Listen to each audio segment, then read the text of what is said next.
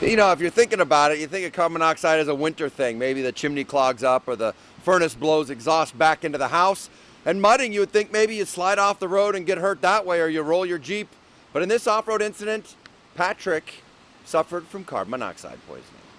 Patrick Evans is wheeled out of the hyperbaric chamber at Hartford Hospital. It's his last round of treatment for carbon monoxide poisoning he sustained in a Jeep while he was off-roading. I was reaching for the door handle because I was going to get out in the mud and hook the chain, and I passed out and I have no recollection of anything from there to like halfway down the mountain. Patrick calls it mudding, which is very popular in the springtime.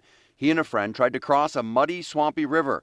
The truck started to fill with water and carbon monoxide since the tailpipe had become clogged. My buddy jumped out and got me out of there, I guess. I don't even know what happened, really.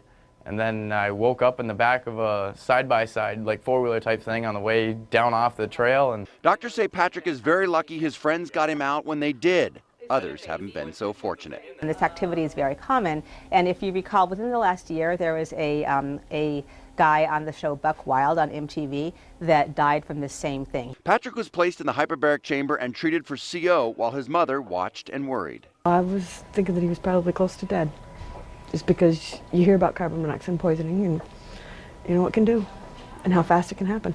Now, what the hyperbaric chamber does is it puts the oxygen into the patient under pressure, and it can really get rid of the carbon monoxide much faster, because one of the biggest problems with carbon monoxide poisoning is brain damage. Will initially recover and seem fine, but in about a month or so they can go on to develop problems with memory, attention, concentration, and this is what we call this delayed brain damage that occurs after carbon monoxide poisoning. I didn't expect it to be that fast. Like, it was a matter of minutes, and I've been stuck a million times in the mud, and I've never even thought twice about it. Patrick says he's a mechanic and he knows the dangers of carbon monoxide poisoning, but doctors say that cab inside the Jeep is very small, and when you have the engine revved up and that carbon monoxide fed right in there through a leak, it can be just a matter of minutes. I'm Bob Wilson, reporting live in Hartford, News 8.